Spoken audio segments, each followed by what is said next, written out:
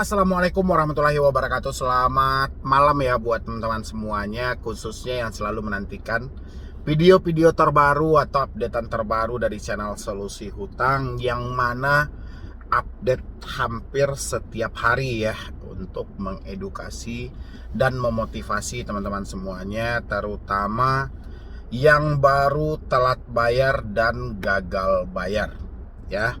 Kali ini yang mau kita bahas adalah ada dua hal gitu loh. Pertama, tentang daerah mana yang akan dikunjungi oleh debt collector dari pinjol, karena ini nyaris pertanyaannya itu hampir setiap saat dan setiap waktu masuk ke email saya. Dan habis itu membedakan mana yang teroran, ancaman, tekanan dan intimidasi dengan yang benar-benar tagihan. Jadi kebanyakan di sini saya perhatikan teman-teman itu gagal paham dalam hal itu, sehingga tidak ada ruang baik untuk si debt collector. Jadi kali ini tuh saya mau bahas itu, menjelaskan buat teman-teman semuanya. Jadi biar teman-teman bisa memaksimalkan pemikirannya, mana yang pantas untuk kita takuti dan mana yang tidak. Dan mana yang menagih, benar-benar mengancam, meneror seperti yang Anda sampaikan kepada saya, dan mana yang menagih sesuai dengan SOP yang ada. Ya, karena makin kesini saya perhatikan makin banyak orang yang telat bayar dan gagal bayar, tapi bingung membedakan dari hal-hal ini. Ya, tapi sebelumnya yang belum mensupport channel ini silahkan disupport dulu. Yang mau bergabung di dalam grup WhatsApp silahkan klik tombol gabung yang ada di bawah nama channel. Ya, yang mau berkenan aja, yang benar-benar pengen masuk ke grup WhatsApp silahkan gitu aja.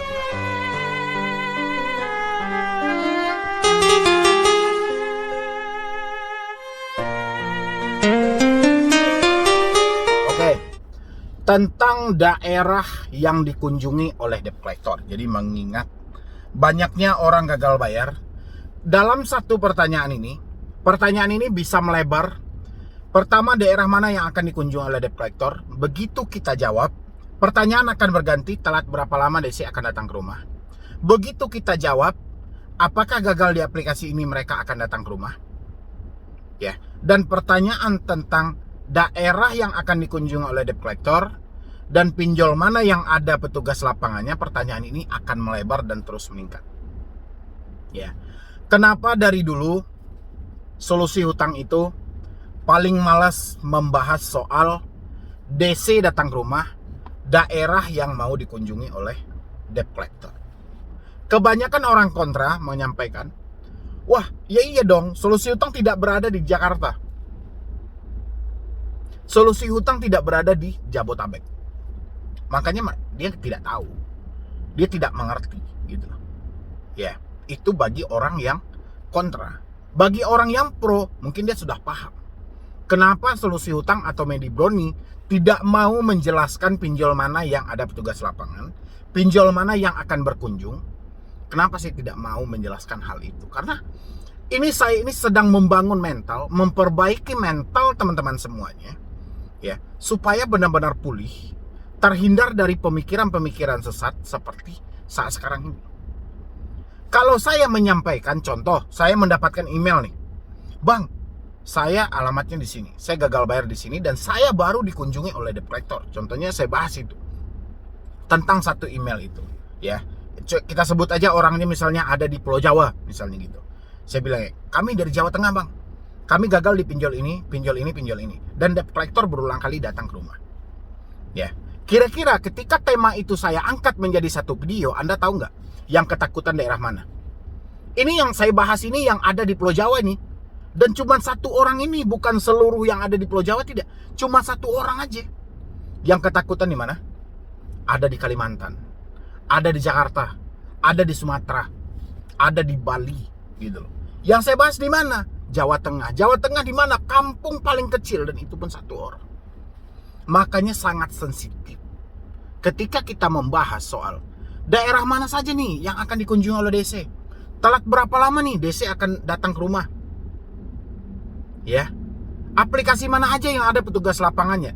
Pertanyaan ini sensitif banget, dan jawaban pastinya tidak ada. Kalau ada orang yang membuat konten tentang hal itu hanya mengejar subscriber dan viewer saja. Kalau dia ingin memperbaiki mental, dia pasti akan mikir hal ini kita bikin yang down kayak mana. Ya, saya banyak pertanyaan tentang DC datang ke rumah. Ya, cara menghadapi DC datang ke rumah banyak, cuma ketika ada pertanyaan yang seperti itu saya jawab per individu. Ya, ada email ini yang bisa saya jawab langsung melalui video, ada email yang bisa saya jawab hanya per orangan. Ya, coba teman-teman semuanya, ketika saya membahas ini, misalnya ada email nih, dia berada di Padang, Sumatera Barat, dikunjungi oleh DC, pinjol legal. Ya, Anda di Jakarta pasti ketakutan, Anda di Pulau Jawa pasti ketakutan, Anda di Kalimantan pasti ketakutan. Berarti pertanyaan itu adalah pertanyaan yang sangat sensitif. Ya, makanya kita bisa jawabnya per individu saja. Jadi bagaimana seharusnya, Bang? Oke, kita masuk ke konteksnya saja, ya, ke konsepnya. Kenapa orang-orang selalu menakuti tentang debt collector datang ke rumah? Padahal yang jadi permasalahan hanya satu. Duit belum ada, pekerjaan sedang di PHK. Ya, berarti di sini teman-teman, ketika Anda bermasalah dengan angka 1, teman-teman itu tidak menyelesaikan angka 1-nya. Teman-teman malah mengurusin angka 5. Ya, teman-teman bermasalah dengan hutang tidak mampu bayar. Tapi yang dipermasalahkan adalah DC datang ke rumah dan DC yang menagih. Ya, DC itu bekerja perpanjangan tangan dari pinjol ilegal. Ya, pinjol legal atau pinjol ilegal, perpanjangan tangan untuk melakukan tagihan kepada Anda. Jadi soal dapat atau tidaknya itu urusan dari debt collectornya. Ya, tugas Anda adalah ketika ditagih Anda mampu menyelesaikan tagihan ini. Kalau Anda tidak mampu mengabaikan tagihan ini, ya, fokus dulu untuk mengumpulkan uang Anda. Sekarang berbalik. Ya, si debt collector yang harusnya menjadi urusan dan tanggung jawab dari si pinjol malah berbalik menjadi urusan dan tanggung jawab dari si debitur. Nyatanya si debitur sibuk. Kapan DC datang ke rumah? Ya, telat berapa lama akan dikunjungi? Daerah mana saja yang akan didatangi? Pinjol mana saja yang ada petugas lapangan? Ini berbeda hal. Ya, jadi ada yang salah dalam posisi ini.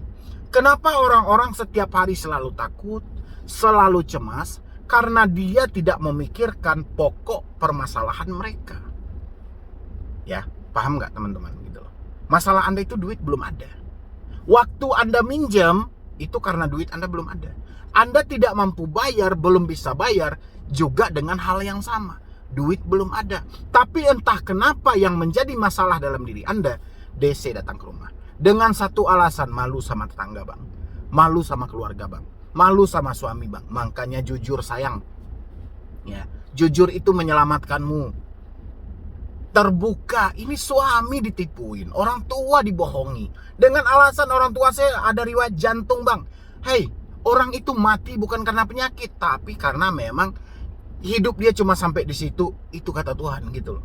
Ya, jantung ini segala macam itu karena sebab aja. Ya, keganti cerita karena kita yang ditinggalkan. Ini enggak, ini riwayat jantung, Bang, nanti mati. Apa hubungannya hutang Anda dengan jantung ini gitu loh. Justru dengan Anda berbohong, jantungnya makin parah. Ya, jadi menggetar. Kenapa anak saya tidak jujur langsung sama saya? Kenapa istri saya tidak ngomong langsung sama saya? Kenapa harus orang lain ngasih tahu? Ya, kebanyakan hidup dengan pencitraan, dengan sebuah kebohongan. Ya pantas gitu loh. Yang tidak seharusnya jadi masalah bagi Anda jadi masalah. Ya, DC datang ke rumah dipermasalahkan. Kapan DC datang ke rumah dipikirkan. Telat berapa lama mau datang malah ada dalam otak dia gitu. Urusan pinjol Anda cover. Ya, masalah Anda itu cuman hutang 1 juta, kapan mau dibayar? Ya, ini buat teman-teman semuanya. Habis itu tentang teroran, ya, penekanan, ancaman dengan tagihan yang sesuai SOP. Ini teman-teman juga harus membedakan. Jangan karena hanya rasa takut yang ada dalam diri Anda, semua ucapan debt collector itu adalah ancaman. Tekanan salah satu ini. Saya munculkan di sebelah sini. Ini saya dapat email, katanya dia tidak mau menyebutkan namanya. Ya. Ini tagihan dari EasyCash, ya. Gini. Selamat pagi, kami minta segera bayaran tagihan EasyCash Anda hari ini, paling lambat di jam 11 siang. Ya. Yang sudah lewat dari tanggal jatuh tempo selama 7 hari. Jika masih mengundur pembayaran saat ini, kami akan melaporkan status keterlambatan Anda ke OJK dan Pusat Data Fintech Lending atau Pusdapil. Sebagai nasabah bermasalah, gagal bayar dan proses penagihan kami, alihkan ke agen penagihan selanjutnya untuk diproses penagihan lebih lanjut. Salahnya di mana? Ini SOP-nya, ini prosedurnya kawan. Jadi jangan semua pinjol menagih Anda itu adalah ancaman dan teroran gitu loh. Saya juga nggak mendukung aksi itu. Jadi ketika ada yang seperti ini menagihnya, kita dukung. Ya, cukup Anda jawab atau Anda balas, mohon maaf banget. Ya, saat ini saya memang belum ada uang. Tapi jika seperti itu risiko yang harus saya terima, insya Allah saya siap. Memang seperti itu sesuai dengan peraturan OJK. Data diserahkan ke Otoritas Jasa Keuangan dan akan dimasukkan ke dalam Pusat Data Fintech Lending atau Fintech Data Center. Ya. Jangan hanya karena sebatas ketakutan yang ada dalam diri Anda, semua ucapan debt collector adalah teroran dan tekanan. Ya, ini teman-teman bedakan. Kecuali, selamat siang, kalau sampai nanti jam 11 Anda tidak membayar juga, siap-siap kami akan proses Anda ke sini. Datangi rumah Anda, ambil ini, hubungi ini, itu beda kasus. Ya, kalau ini dia SOP-nya, prosedurnya memang seperti itu. Dia wajib mengingatkan Anda apa resiko yang akan Anda dapatkan. Ya, resikonya sudah dia sebutkan, keterlambatan Anda ke OJK. Dia akan melapor karena OJK juga menyampaikan telat dari 90 hari data wajib diserahkan ke Otoritas Jasa Keuangan. Ya, dia sudah mengingatkan Anda, menyampaikan bahwa ini resiko yang akan Anda dapatkan. Ya. Jadi dibedakan, jangan semua ucapan DC Anda anggap salah. Ya. Jadi ada beberapa oknum itu yang sengaja memang memperkeruh keadaan, ada juga mereka yang masih prosedur. Ketika ada yang prosedur, bantu mereka dengan dukungan supaya mereka tetap berlanjut dengan pola-pola penagihan yang seperti itu. Kan saya bilangin, kalau ada penagihan yang tidak SOP, hentikan pembayarannya. Kalau ada penagihan yang sesuai dengan SOP, dukung mereka jawab pesannya. Supaya apa? Supaya mereka selalu menggunakan penagihan-penagihan yang seperti ini sesuai dengan standarnya. Ya, jadi jangan karena sebatas rasa takut yang ada, rasa kecemasan yang ada, semua yang baik pun menjadi salah gitu loh ya. Jadi ini buat teman-teman semuanya, terutama Anda yang telat bayar dan gagal bayar akhir tahun 2022. Ya, yang penting Anda support terus channel Solusi Utang supaya channel ini makin berkembang dan saya makin semangat lagi memberikan edukasi dan motivasi buat Anda semuanya. Dan yang mau bergabung di dalam grup WhatsApp, tinggal klik gabung yang ada di bawah nama channel atau deskripsi, link yang ada di deskripsi. Anda tinggal klik aja, insya Allah tidak akan rugi. Justru nanti akan memperbaiki mental Anda dan akan meluruskan permasalahan Anda. Ya, jadi sekian dulu dari saya, Medi Broni. Wassalam.